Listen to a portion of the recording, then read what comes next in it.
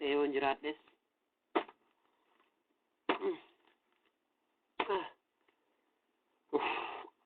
Yesuus waa fedhe haa ta'u malee Yesuus kootti duddangatu maa abbaan barbaadde konkolaataa shanjaa wal faana bobbaafatee sangaa cimdii muka falatee yoon jiraadhallee dhugaasaa labsuudhaaf dudduubatti hin deebi'u kana gaa hojiin koo gongumaa isheen isa deemtu sun immoo dibooraadhaay maqaa Yesuusiin. Galata yaa'ee mana kootira utaalee gurraa kee faarsinaan jedha haleluuyaa.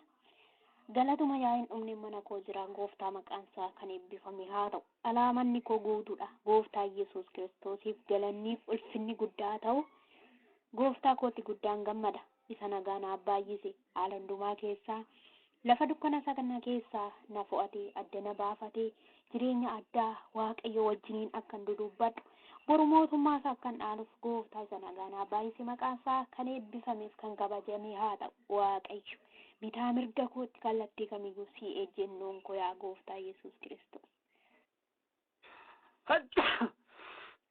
Namaar Yesuus dhugaan dubbadhe jechuudha. Lakkaa yoo waan fedhe dhabeellee dudda sittiin gatu jechuun koo dhugaadha. Ndee Diboora utuma gungumtool jettee na ilaaluu dadhabde akkamati? Maali yaa Yohaannis obboleessa koo hafuuraa jaallatamaaf kabajamaa baay'een si jaalladhu. Ilaamee olmaa waaqayyoo kana keessa kootii na tuttuqeetan faarfachaa gooftaa koo galatee eeffachaatiin deema akkam nagaa kennaa jirta. Fayyuma keetii obboleessa koo hafuuraa waaqayyo si haa eebbifatu. Dhimma maaliin sii qabattaate coomaa koo jira Yesuus maqaan isaa ulfaatu.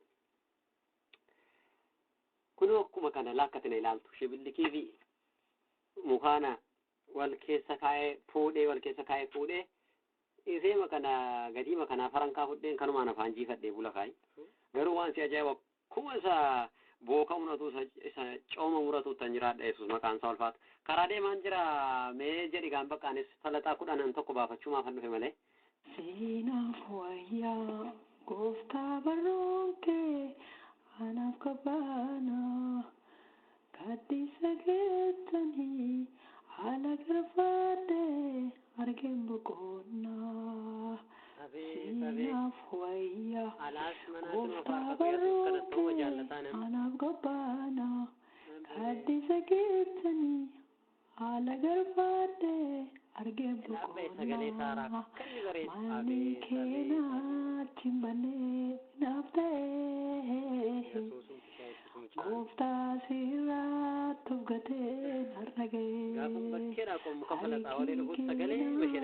chimbanee naaf ta'ee abbaa waaqayyoon duwwaarratti nu galateeffatti. Amma akkuma waan mana keenya keessa waan hundumtuu guutee jirutti galateeffatti.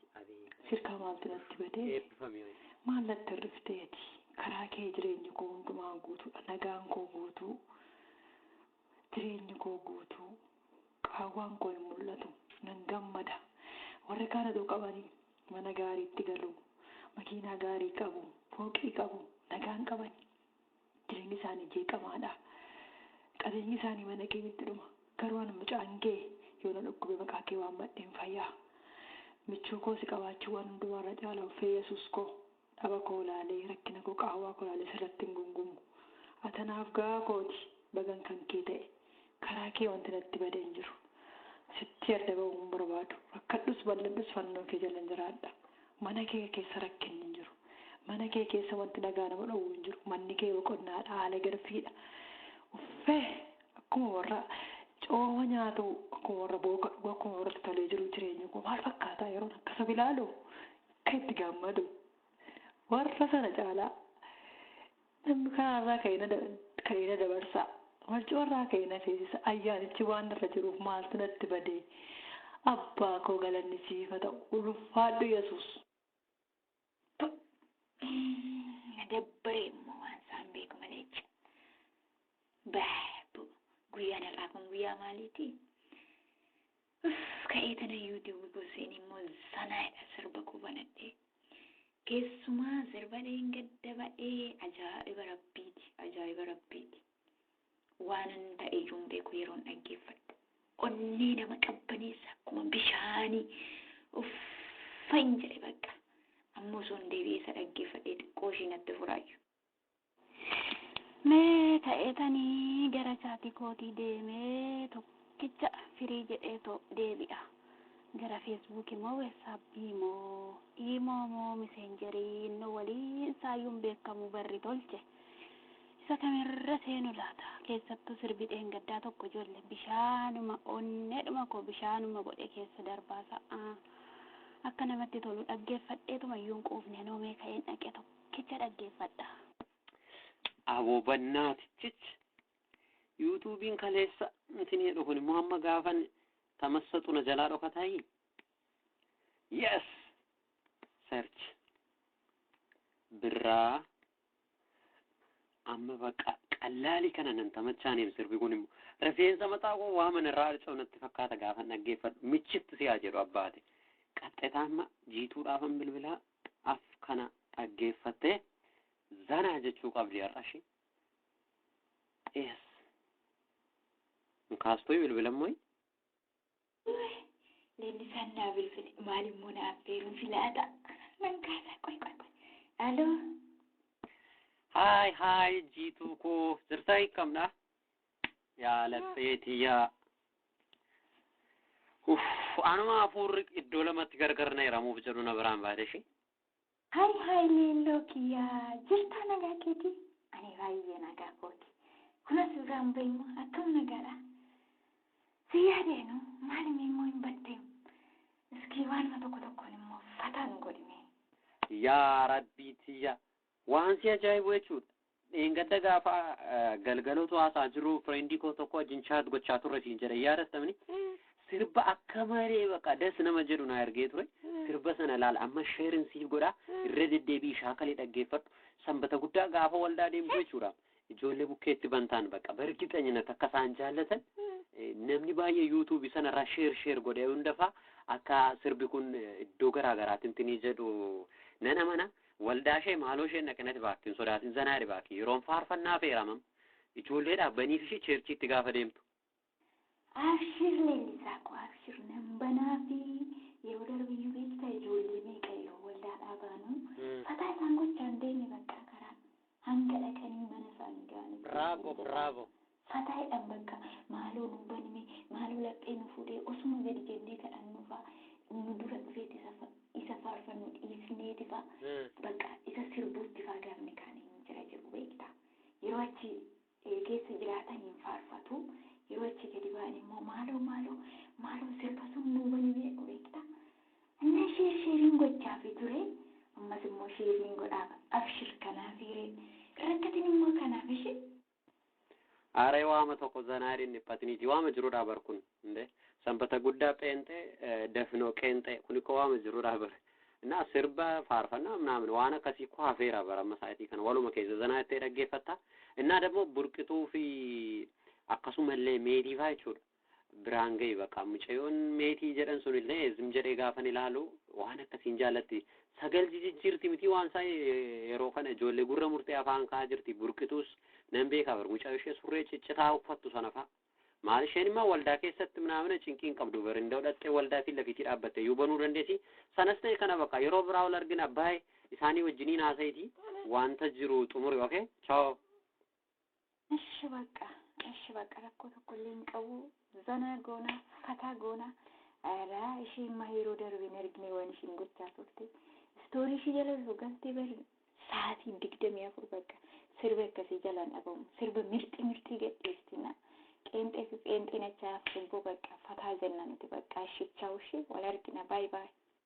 Afee ka'een yarra baqa uffanni koo kun akkamnatti miidhagaa biyyanuma laalaa galti gaarra dhugaa bismaa anuma laalaa deemti sarbaan kudha akkatti ni miidhagu harrelaa isa simala fakkaatu isaa luqqiseen gala waldaan naqa garuu eerfoonii koo gurratti qabadheeni ishii dhaggeeffadhaa miti asiin xaqas achiin xaqas godheen jechaadhumaan itti kuulaa bakka. Abbaa ijarra na buute immoo bilbila jijjiireen baqa halkan irra bulaan jedhee halkan bilbilaan haasofsiisee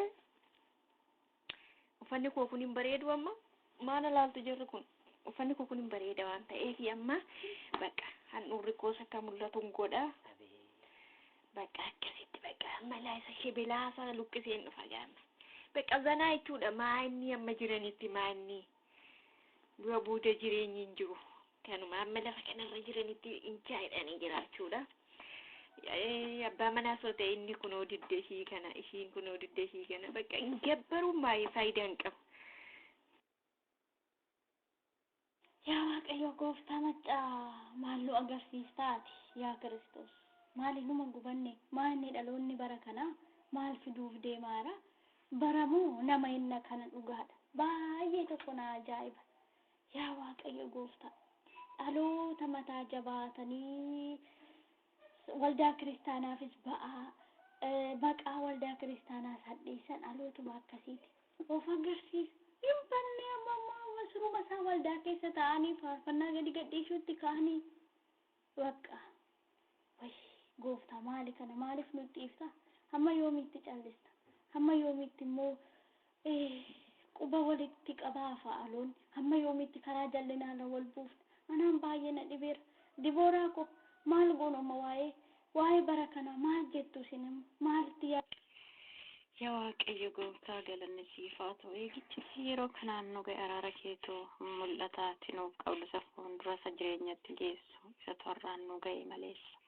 dhaloota akkamiitu lafa kanarra ta'ee yaa'aa yaa Waaqayyo dubbamtoota wayyoo baay'ee ilkaan koo na qorre yeroon wantoota akkanaa ijaan argee dhaga'u gooftaa Yesuus nu oolchime yaa Waaqayyo dhaloota akkanaati kan dachee kanatti abaarsa fidu dhugaadha Waaqayyo nu yaadatu araara isaanis na yaadatu Waaqayyo Yesuus maal uffatanii deemu dhaloonni maal ta'anii maal safuu dagatanii safuun biyya keenya keessaa aadaan Oromoo babbareedaa jira maal dhaloonni maal kana ta'e Waaqayyo gooftaa yaa Waaqayyo gooftaa cubbuu keenya badiisa keenya kana laaltee nutti hin dheekkamin kun dheekkamsa wayii harkisaa jira loon irraanfatee barri badee maali yaa Waaqayyo abbaa nutti araarami siin jenna gooftaa.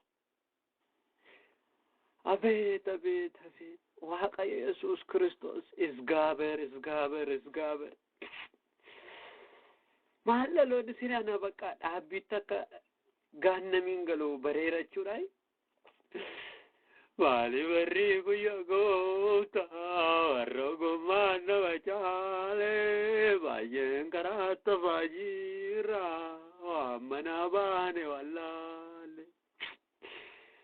Warra akkasiiti ammoo warri cabbii midhaan keenyatti fidaa jiru warri dhahicha nutti fidaa korontaa moo maayidhaan isa dhukkuba samma dhufee isaanuma nutti fide bakka gara deemnutti amma nuuma shakki bakkaan akkuma sariisa bara noi sana bishaan badiisaa dhufe cuup godhe akka nu fuudheen sokkine mala Yesuus Kiristoos dhaloota kana itti araaramati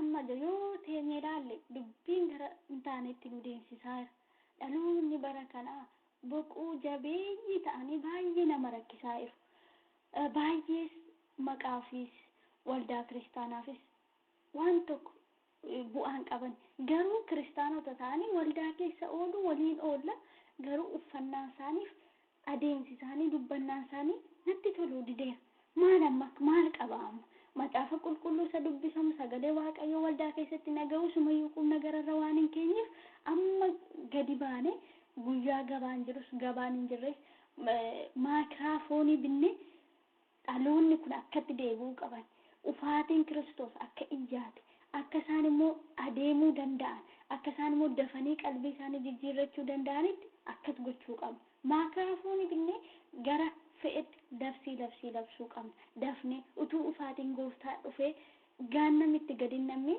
Yerusaalem mana keenya galgalaa qulqullittiif qopheessuu qabna kana yoo ta'e malee nuyi sanyii tokko facaafanne dhaloonni kun yoo iddootti deebi'an nu illee iddoo nuni arganne sana yoo mana galgalaa argatan nutti tola kanaafuu qophaa'oo ta'uu qabna kanaaf har'aan kaasee hiriyoota koo waliin wal mari'anne gabaa keessa deemnee ufaatiin Kiristoos dhiyaate qophaa dafaa deebi'a iddootti deebi'a waan keessa jirtan keessa dhadhaadhaa ka'a owwaara keessa dongofadhaa jechuu qabna gooftaan immoo akka nu gargaaru shakkiin qabu.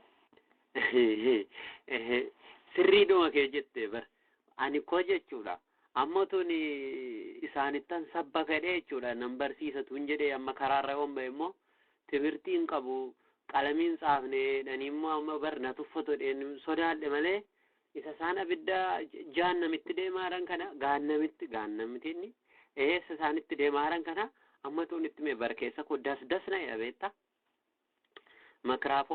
makraafonis wannin jedhu maalin ulfaataa inni xuufii wayin barbaachisu miti akka itti afaanumatti qabatanii wanni jechuudha karaan dhugaan jireenyaa gara abbaatti kan isa geessu kan nama geessus isa duwwaadhaa hidheetti mun wanniidhaanaan natti tola'utti na bakka akka koottitu tisabbakame natti tola maal jetta ari'ati mee Dibooraa waan jettu jedhiiti akkuma Saaraan jette kana yoo ta'e immoo bakka itti sabbanna bakka rakko.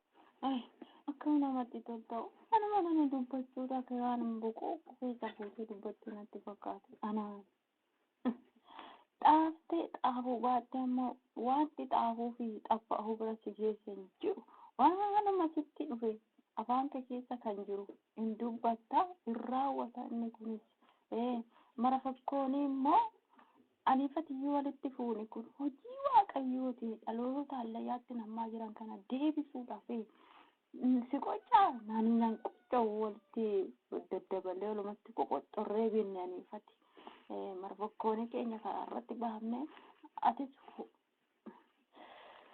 gara kobeessa naara dhaloota kana karaa keenya waaqayyoon deebisa dhuguma siin jedha isa dhugaa waaqa kana mul'annata amma fidde kun baay'ee namatti tola baay'ee nama boqochiisa dhaloota karaarra jal'atanii allayyaa badiisatti deemuudhaaf kana ka'an kana siin deebisan siin jedha mee jabaa makiraafooniin keenya isuma kan dhagaama miti calqabi bakka calqabi lallafi eegalee lallafi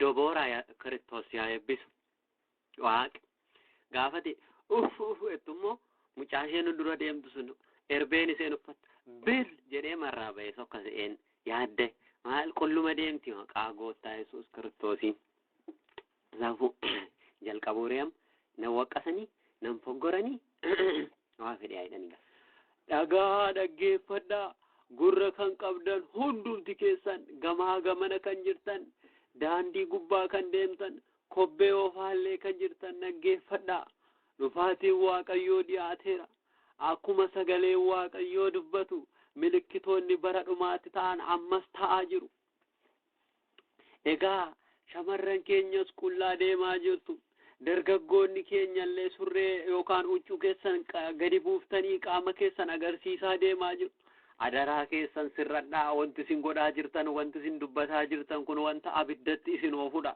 guyyaadhaa gara guyyaatti gochi isin gochaa jirtan waan abiddatti isin oofudha nutillee akkuma kana cubbamootadha cubbuun qabnu jechuu keenya miti garuu egaa nuti waaqayyoo wajjiniin yeroo hundumaa gadi jennee fuula isaa barbaaddanna isinoo maal godhaa jirtu laata adaraa keessan saayitii kanaa kaasaatii deebi'aa elaa akkuma argitan biyya keenya irratti iddoo garaa garaa irratti dha'ichi garaa garaa ka'aa jira elaa baranumallee argaa jirtu bishaan mana buqqisee misooma garaa garaa diigee badaa jira argaa jirtu biyya iddoo garaa garaatti dabarsaa jira kun lafaa ka'ee dhufe seetanii isinii dha'echuma waaqayyooti amma akka baranoo isanani dhufe turru godhee nu taragee nu sokkutti maaliif cal jettu maaloo deebi'aa warri qullaa deemtanis warri mana waaqayyoo dhaxxanii gabaa gootanis lafa sirbaa gootanis adaraa keessan deebi'aa'ee maaloo akkan duune akkan banne adaraa maaloo deebi'aa'ee kana caalaan gawii maattare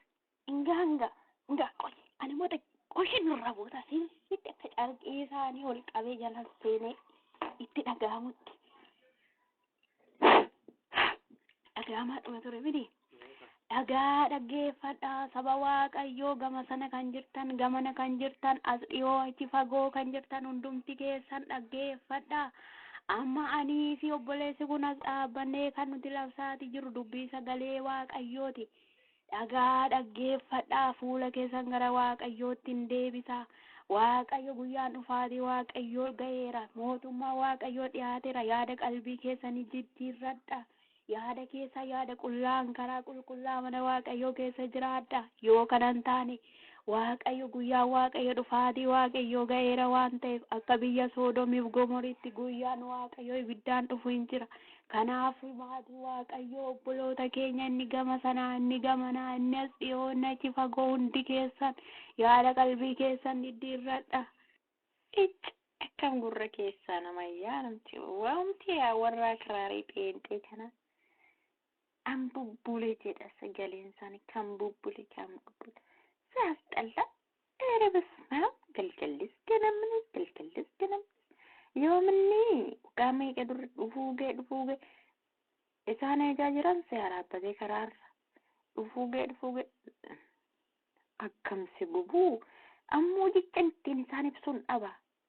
Dhugaan siin jedha mataana koraa inni isaan ta'an kun ani dhibban lakkaa malee dhibban jiraadhamoo kan barbaade ta'ee tambalaxxee tamfalaasasee hin jiraadhe maal isaan galchee gubattee ol battee gad erabageeta waan warra pheenxee kana qofa marrimaan koona gubaa jira anis pheenxadhaan moolla keessa ta'ee hin barbaadee barbaada yoom barbaade Oksfordii Oksbaardiin dubbisa arramoo maaluttiyyuu waldaa keessatti ani eerfoonii koo gurreelee maalitti cuqqaalladhee tananii alaaseela qashaasaa laalaa olee galaati isa qashaasaa wooma xabbasuu malee ani isaanuma dhaggeeffachuu waanuman isaanii dhaqe isaanuma ogee waanan dhaqe isaanitti fakkaataa mamma yafaje gabaan si gatte ayeela harrayyuu qaxaroon qabeela qaashtii wayiin xabbase waa baakkish akkanii nama mararuu dhaabbitiinsa qabeenya qabaachuun diddu yoo uffataa silaa harra tokko yoon bichisiise boru tokkoon bichisiisa bakka jireenyi kana fataa zanaa edeen jiraadha harra kanan xabbasaa yoo inni nyaara natti gurimmoo wudin jedhaanan jijjiira bakka kanuma jireenya jechuun maalaa ta'u jireenyi Waaqayyo dhufuuf jiraachaan jira ko abbo Araboo natti niina jireenya koo ofirraan jiraachaa jiraanii ne bira darbaa maal qilleensa nana qoonaan qabsiiko Arabatti gurra keessaa nama nyaata dhugaa itti maan nama jibbisiisu waan masaanirraa jibbisiisuun beekan isa waldaa keessatti jibbinee gadi yaane gaa mammoo fani karaa irratti siruma isaanii waan isaanirraa fakkeessu rabaatiin gaaftaa yaate eessa gahe akkasuma heddu kaleessa eeggan bishaan badisaa namaa sinaaro abbo maanni kan mixiin kun eessaa ba'aniiru kan mana jibbisiisanaan warra maqaa gooftaatiif maayikiraafoon isii akkasiitu maayikiraafoon mana muuziqaa deeman akka keenya.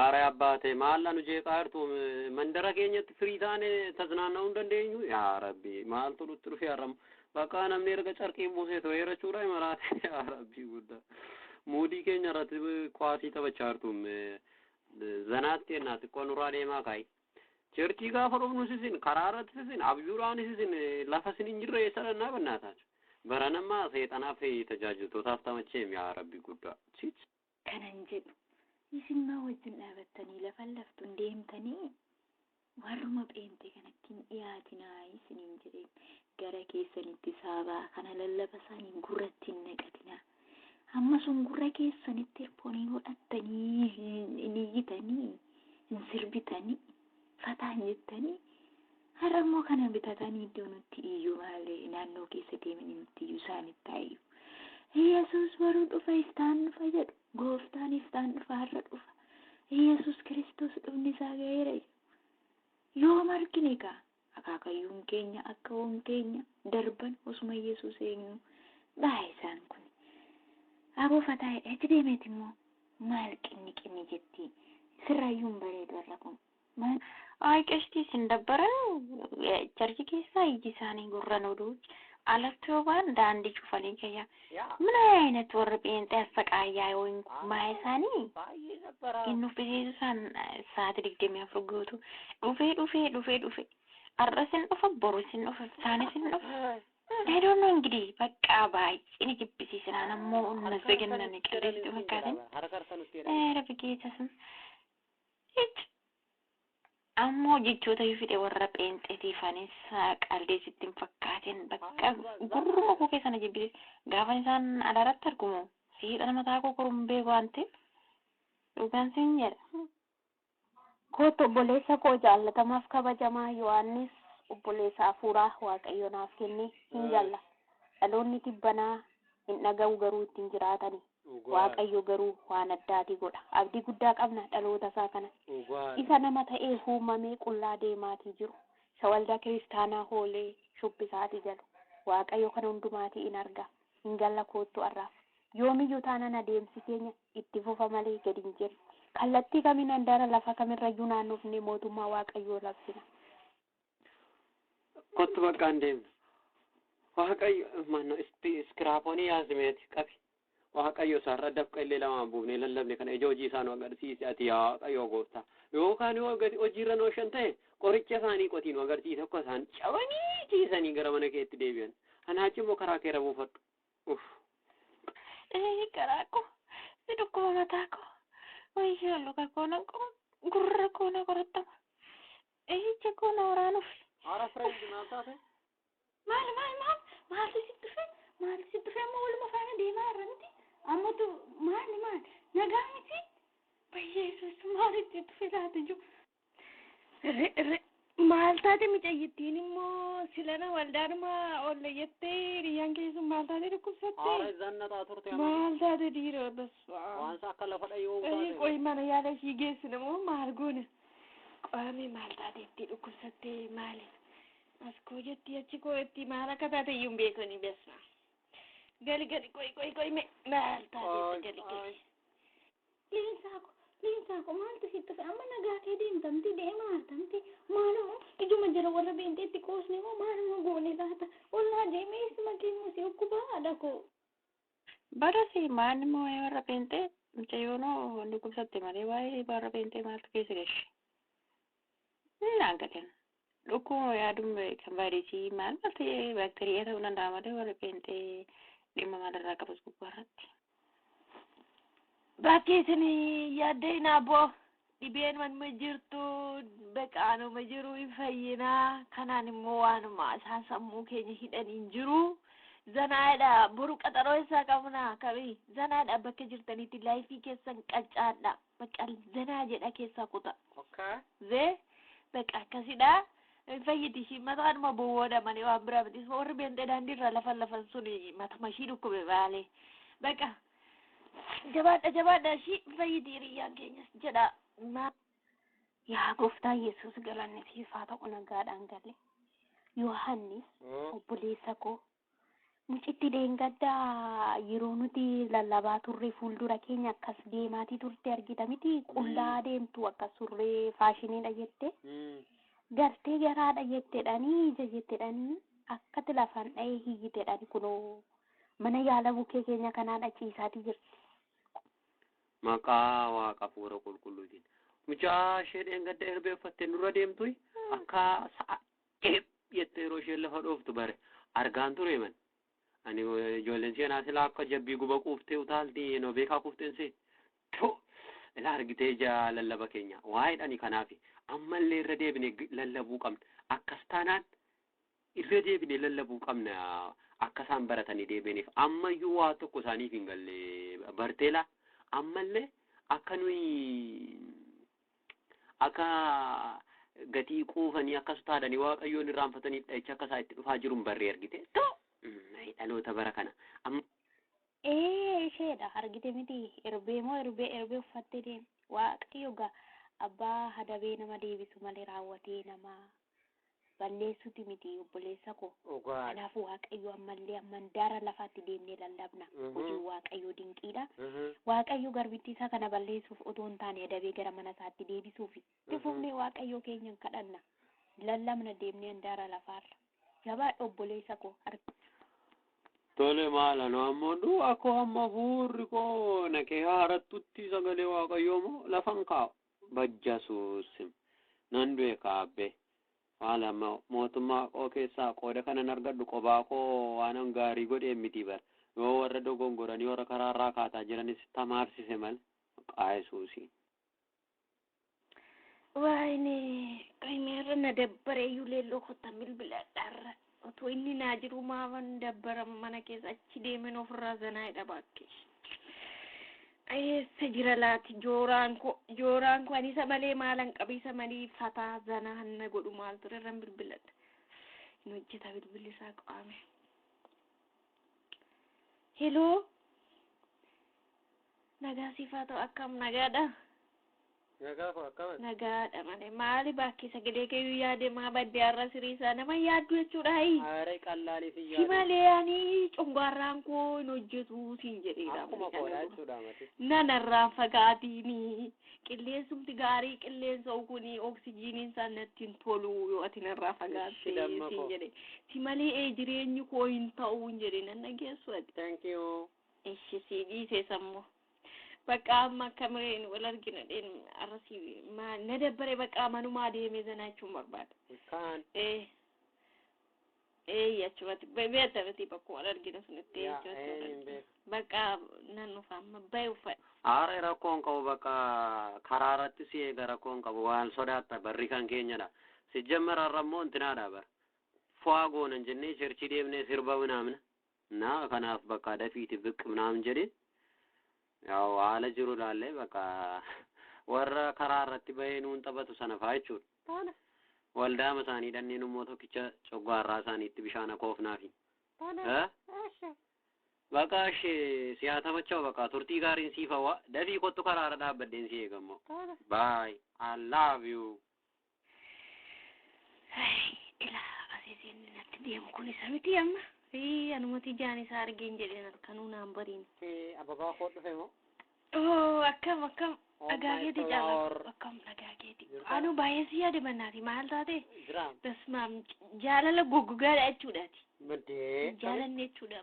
Akkamitti amma kana tuurta doonan ergiin iddoo sagalee kun dhagahi. Fiigeenas ga'een? Maali akkamiin waldaadha sabni yaa'e moo? Ga'ee dhufaa jiru. Bakka isheen deemna. Gara deemna sochoonas. Ofii akkam jirta miti? Jiraan. Aaree jiran immaandee kunoon argitaami fataa jennee mataa fo'aa deemuu malee maal rakkoo qabna. Aaree qilleensa na fudhachiisi maallaa na axxaaddafte sabni immoo yaa'eera bakka. Kijipaasii kee jinsanaa gootee. Yes bakka waay. Kontaakti gooteettachu. Warra eebbeloo bakka kun daarektii karaa fuulbeettiitti dhiyaatte karaa maskootii hidhatte zachi gootee bantaa ijoolleen si'anaa immoo hundi isaanii fo'aa hedumrii akkuma keenya raadaadha waan ta'eef. Biqilanii ba'anii dhufu kellaa waldaa jala naannofne yaala jiru waa'ee yuutuubii hunda bakka badambii ifa isaaniif goona jechuudha. Na kastiin zanaa jenna. Maal eeyoodha isheen achiin achi as ba'artu sun akka lafarra gangalachuu taatu? Nagadhiisa. Jaalallee koo bara baay'een dhabee. Wayyoo mucaan kun hin maraattee? Bakka. Akkamitti deemii kaleessa zannataan turre nu wajjin sirba kana iyyuu koo barree forward gochaa turte. Koyuu isaaf maramu. Yaa Rabbi guddaa. Kanaan booda abdii isin qabu nagadhiisaan isiniin jira. Muuziin keenya sabalaa saara bakka narrifadhe. Waggaa meeqa mul'uu jaalallee kos dhabe. Wayyoo. Amma waldaa deemii tajaajilinaan jedha. Barbaadu nagadhiisa. Hin tajaajilu. Warreen maraattee mucaan? Hin tajaajilu. Nambar. Biyyoome. Maal? Aboo maallaan. Sini waa jaalalaa odeessitu miti. Waa jaalachaa jiran. Fiqir sinaa godhu. Kunoo. Warra eeggadda wajjin deemu wajjin nyaannu. Kunoo akkasitti maraatte. Maal taate? Way jaalallee kutti maal taate? Eessatti deemaa? Kottaan waa jaalalaa isaa gadi teenye waama keenya mari'an. Kunoo akkasitti gooddanyaan keenya isa eeggadda nu biraa kubsate siree irratti gannee deemte. Ani hin beeku. Barri kun isuma kunkumaa bara dhumaa dhufe. Akkuma obboloonni keenya jedhan sun bara dhumaa dhufe. An sodaadha. Ani sodaadha. Ani hin beeku. Deebi'uun qabaa. Kottaa waa mari'anna. Waa nu baasuu qabna mari'anna malee hin teenyaan akkatti. Wayne qoymee sirba affeeruu koo dhiisaatii maal taate mucattiin achitti luka dhaabde. Wayne eeyicha maaltu nutti dhufee? Wayyoo maal firfir jette isheen wadda sana. Wayne maal taateetti ijoollee maal taate kiistii koo maal taate maaltu si dhukkute?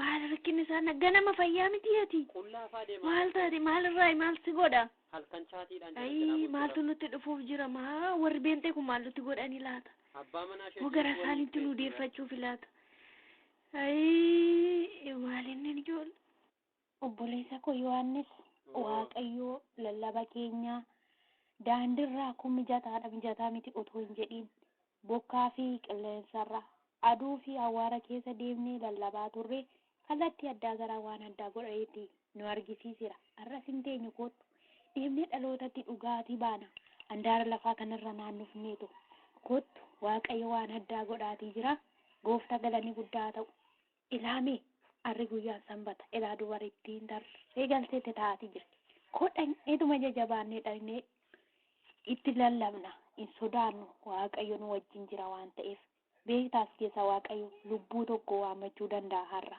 karaarraa handabe karaatti deebisuutti danda'a kanaaf jabaadhutti deemi jabaadhu jilbi keellaafi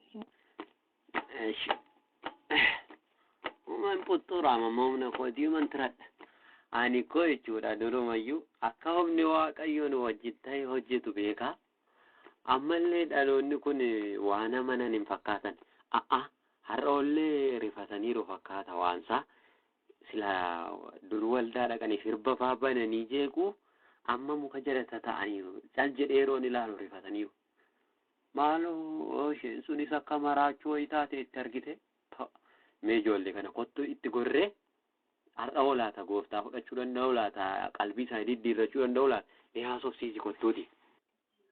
Kottu nagaan gooftaa siniif haa baay'atu jaalatamoo kabajoo moo obboloota keenya akkam jirtu nagaa keessanii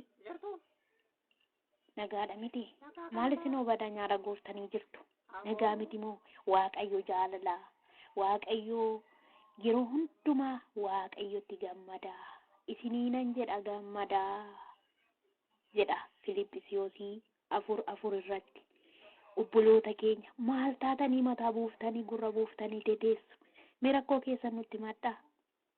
Ameen nagaan keessan dachaa isiniif haa ta'u. Nus nagaa keenya rabbiif haa galatu. Mataa buuftanii teessu mataa maal buufni teenya ani garuu fayyaa kun jira waa'ee riyyoo tokkos na dhiphisa anis hojii gaarii irra hin jiru ta'us garuu maal akka nutti dhufe hin beeknu kanumadha malee sirriidha sagalee waaqayyoo akka dhagaa turretti waldaa kiristaanaa keessa silaan deemna miti maqaaf gooftaatti gammadaadha garuu akka kaleessaa baanee galaa jiru waan ta'eef fataa zanaa jechuu kun nutti ulfaateera ijoollee hiriyoonni koo tokko na biraa kukkufaayiru. Maali nagaa jirtuu jara keenya maal taatanii nu gaafattu nu toraafama guddaa keessa jirra waan saayyuu nu galaan jiru bakka duumatu nutti baay'ataa ammoo dhibeen nutti garagaree kunoo micoon horiyyaan keenya tokkittiin kaleessa kun jalaa kuftee har'ammoo kunoo isheen kun jalaa miidhamtee waan taate hin beeknu sammuutu ishii tuqamee bakka biyya nagaa keessa jirra seetanii baadiyyaa magaalaa irraa hafama keessa du'a boo'icha keessa jirra maaltu nutti dhufaa akka jiru iyyuu wallaalleerraa maal akka ta'e hin beeknu jara keenya. Gooftaadhaaf abboomuu didduurraan dhufaa bara kun.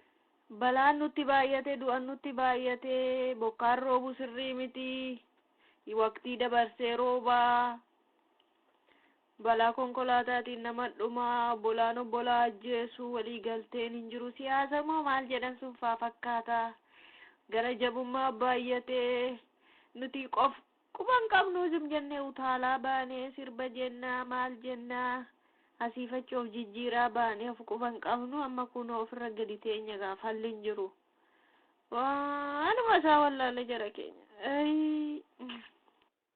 Maaliif isin sagalee waaqayyoon dhaggeeffattan dha'icha abboomamuu diduudhaan namatti dhufutu isinitti dhufaa jiran? Maali? Wayyaa naa nyaatu hin boo'in maaloo harki waaqayyoon mimmaan namarraa xaraguun wajjin jira waan ta'eef adaraa kee hin boo'in. Inni guddaan yaaduma naanneffattanii amma kana teessanii kana herreguu keessanii du'a keessan anammanuma teessaniitti yaadduun seene gaafan kaleessin arge. Ilaameega akka nama ilaalutti hiriyoonni keessanis isin biraa fudhatamanii warri kaan karaa irratti tu deemanii akka isaan gaggabdoo wayii kufanii lafa dha'an kaan immoo fayyumatu nagaadha jettanii akka isaan maraatanii qullaa buusaa jiran dhagaa jirra. Egaa isinis immoo ejjennoon keessan yookaan immoo akka duraa ta'uu dhiiftanii akka duraa of jajuu dhiiftanii akka duraa jeequu dhiiftanillee amma kunoo hamileen keessan bu'ee akkasiin karaarra ta'aa jirtan argineera. Sababni isaa kuni amma dubbiitu isinii galaa jira. Wanti ta'e sun hundumtuu dammoo akkasumaan calluma dheeti carraama isaaniiti ta'ee jettanii yaadinaa. Dhugaan isiniin jedha. Maaliif naan jettanii rukuttaa Waaqayyooti. Waaqayyo immoo kan inni nama rukutu nama jibbe yookaan immoo nama balleessuu barbaade osoo hin ta'in akka namni sirratee daandii isa sirriirra bu'u waan barbaaduuf xinnoose isin qanxooxuu barbaadeetiin. Dhugaadha. Kanaaf dheekkamsa Waaqayyoo immoo yoo ofirratti baruudhaabaan dafnee araara yoo jechuudhaabaan maaloo nuudhiisi yoo jechuudhaabaan ittuma fufa hamma lubbuudhaan lafarraa dhabamtanitti hamma lubbuudhaan lafarraa dhabamnutti maal kunoo argaa jirra akkuma obboleettiin koo ati jette amma siigaleera siif Waaqayyo si eebbisu. Iddoo garaa garaatti ajjeechaa dhiiga dhangalaasuu walamachuu olola wal irratti oofuu wal jibbuu maqaa wal balleessuu abbaa manaa fi haadha manaa gidduutti waan kan biraa uumuu waan akkasiitu iddoo garaa garaatti raawwataa jira. Kunoo keessuma darbasaa immoo mana qulqullummaa gabaa iddoo horii iddootti waan nagadamu godhanii iddoo sirbaa godhanii karaa maskootii gaafa namni lallabu asiin sirba banu. Maqaadhaaf kiristaana sanbata pheenxee dafinoo qeenxeedha. Wayyoo manni qulqullummaa Waaqayyoo kunoo akkattiin baala geessanii kanaaf dha'ichi nutti dhufaa jira. Gooftaan wallaaleen gorfamuu dhugaa beekan gowwoomfamuu yaamichuu guyyaa sanbataa maa dhabdaa bakka dhaabbataa yaamichuu guyyaa sanbataa maa dhabdaa bakka dhaabbataa. Ilaagaa amma nuyi dheengadda isinitti lallabne irraan dhaga'uu diddanii Waaqayyoonis dhaga'uu diddanii kanaaf Waaqayyo immoo akkasin hubattaniif ammas gara keessanitti dhufaa jira. Adeeraa keessan irraa kaasaatii deebi'aa ijoollee warra kanas fakkeenya fudhadhaa yoo amma deebi'uu diddan immoo bor immoo dha'icha kana caalutu isinitti dhufa. Ammaa kaasaa qalbii keessan diddiirradhaa fuula keessan gara mootummaa Waaqayyootti deeffadhaa. Biyya lafaa kana irratti bashannanuun akka barbaadan ta'uun quufanii zanaa jedhanii bashannananii jiraachuun hundumtuu hin darba. Isan darbine mootummaa Waaqayyoo sana qabadhaa. Adaraa obboloota koo wanta daraaraa lafarraa yeroodhaaf mul'attee darbitu kanaaf hin gowwoomfamina. Adaraa keessan isiniin jedha. Ammas dha'ichitti ufa yoo qalbii diddiirrachuudhaabaan saayitii kanaa kaasaati hundumti keessan qalbii diddiirradhaa. Obboloonni keenya warri miidhaman illee yoo isaaniif kadhan deebi'anii hin fayyu waan ta'eef dhiigni dhangala'uun lubbuudhaan baduun walajjeesuun akka ittiin fufne saayitii kanaa kaafne hundumti keenya qalbii diddiirrachuu qabna. Sababa keenya lubbuun nama tokko ba'uu hin qabu. Waanan fuula achi bahee miidiyaa hawaasaa irratti bahee dubbadhuun waanan nama tokkotti dubbadhuun jibbi uumamuu hin qabu jaalalatu uumamuu qaba. Adaraa keessan saayitii kanaa kaasaatii geddaramaa maaloo ishii. Mee Diboora maaloo utuun obboloota kanaaf carraan kenni waa itti dabaltuuf qabdaare maaloo akka isaan karaa mootummaa Waaqayyootti fuula isaanii deeffataniif waa muraasa gorsikaa maaloo. Eeyyeen obboloota koo obboleessi keenya Yohaannis wanta gaarii isiniin jedhe Waaqayyo mee gaafa gara mana isaatti nama yaa'u waammachuuti barbaade iddoo gadi bu'aatii nama kaasa. Ilaa kaleessa waan keessa turtan yaadadha. Arra immoo rukutama sin rukutamtanii obboleettiin keessan isheen kaan dhagna gubaadhaan isheen kaan maraatummaan kallattii addaan saaxilamtanii har'a isinis immoo abdii kutannaan kallattii addaa garaan as teessanii mimmaan keessan dhangalaasaa jirtan kana. Waaqayyo waan sin jaallatuuf adabee sin deeffachuudhaaf malee raawwatee sin balleessuuf miti. Ammas Waaqayyo sin eegaa jira harkasaa bal'isee mootummaa Waaqayyoo bal'aadha. Yaada keessaniin gara mana Waaqayyootti deebi'a. Namummaa keessan isa kaleessaa lafa ulfina Waaqayyoof hin taane dhaabachaa turtan keessaa ba'aatii garaa qulqullaa laphee cabaan uffata bututtuu uffattan kana ofirraa yaasa kun faashinii fakkaatee hafuura hamaa sin keessaa galee dubbuu keessan baasuudhaaf kan ka'edha. Kanaaf akkuma obboleessi keenya kallattii addaa garaan dubbii sagalee Waaqayyoo sinitti dubbate ammas Waaqayyoo sin jaallata. Harkasaa bal'isee sin eeggachaatii jira. Yaada kana keessaatii ba'aa fayyuu yoo barbaaddan Waaqa irrattis lafa irrattis dachaa eebbifamuu yoo barbaadan guyyaa irraa ka'anii yaada keessan laphee keessan mootummaa waaqayyootti hidhadhaa isiniin jechuuti jaallanna. Tole waaqayyoo sinaa eebbisu gaa gorsanuu kennitan hundumaatiif iyyuu eebbifamaa. Duris utuu kana hundumaa beeknu karaa waaqayyoo irraa jallannee waldaa keessa deemnee iddoodhaan hunda sirbaa waa hedduudha kan nuti hordofnu. Garuu kun hundumtiyyuu gaarii akka hin taane kunoo isinirraa dhageenye deebinee dha'ichi namarratti ta'aa jiru kunillee waaqayyoo biraa akka ta'e dha'ichi kun immoo nu biras ga'uu akka danda'u hubannee dubbii isinirra nutti dubbattan kana keessatti of ilaallee gara waaqayyootti deebi'uudhaaf kunoo murteessineetu jirra. Kanumaan durayyuu egaa jaallannee miti dubbii waaqayyoo inni nutti lallabame sun immoo hojii isaarra waan jiruuf hojii isaa hojjechaa waan jiruuf damnee gara waaqayyootti deebi'uun furmaata waan ta'uuf badiisa kana jalaa badiisa bara baraa kana jalaa ba'uudhaaf kunoo harka keenya gara waaqayyootti deebisneerra. Isinillee akkaataa kanaan dubbii waaqayyoo nu barsiisu nutti himuu keessanitti waaqayyo sinaa eebbisu jennaa. Kanaaf gara waaqayyootti deebi'uun furmaata badiisa bara baraa jalaa ba'uun illee furmaata. Kanaaf iyyuu gara waaqayyootti deebi'uudhaaf nuti qophoofneerra. Badiisi namarratti ta'e kun akka nurratti hin taane amma ofirratti dammannee kaaneerra. Kanaaf inni nuti dhaloota irratti argine sun nurratti akka hin raawwanneef kunoo murteessinee jirra jechuu barbaanna. Tole sababii mata jabummaa keenyaa fi beekamsi gurguddaan kan nurra ga'e waaqayyo sinaa eebbisu.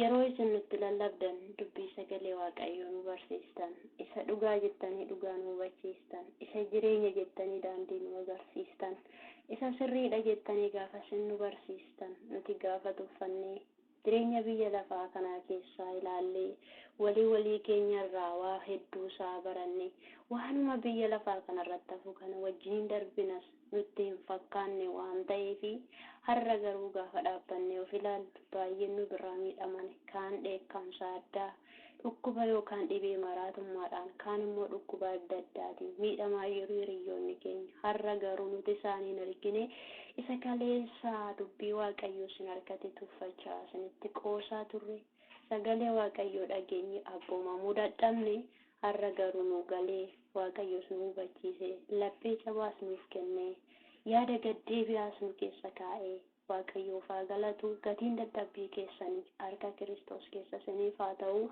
ammallee dhalootaaf deemaa furtuuf furmaata taasisanii jenna waaqayyo sinaa eebbisu. Ameen ameen eebbifama maqaa Yesuusiin gooftaan si waliin haa jiraatu. Hoodha kun biddeena bara baraati wangeela dubbii sagalee waaqayyoo isa kana inni karaanis dhugaanis isa jireenya namatti agarsiisu isa kanadha. Nuti har'a simbiraati deemna sindagachuuti dandeenya inni simbiraan deemne inni sindagachuuti hin dandeenye Yesuus simbiraatti dhiifneerra mootummaa waaqayyoo keessatti wal argina. Baay'ee sin jaallanna obboloota keenya waaqayyo immoo kana caala sin jaallata nagaan nuu tura baay'ee sin jaallanna shaaloom. Shaaloom jedhaa nagaatti. Diraamaan keenya guyyaa har'aa kutaa macaafa qulqulluu seera Lewwotaa boqonnaa 26 lakkoofsa 14 hanga 21 irratti hundaa'ee karaa artistoota waldaa Maranaataa Jiisas qophaa'ee gartuu diraamaa istuudiyoo waldaa Maranaataa Jiisas irraa isiniif darbaa ture asuma irratti raawwata. Yaada yookaan gaaffii akkasuma affeerraa yoo qabaattan karaa bilbila kallattiif waatsaappii keenya heeloo nuun jechuu dandeessu isiniin jecha hanga yoonaatti waan nu hordoftaniif galatooma. Dhaga'uu duwwaa osoo hin ta'in gootuu dubbichaa warra ta'an nu taasisuun dhaamsa artistoota waldaa Maranaataa Jiisas. Shaaloom shaaloom.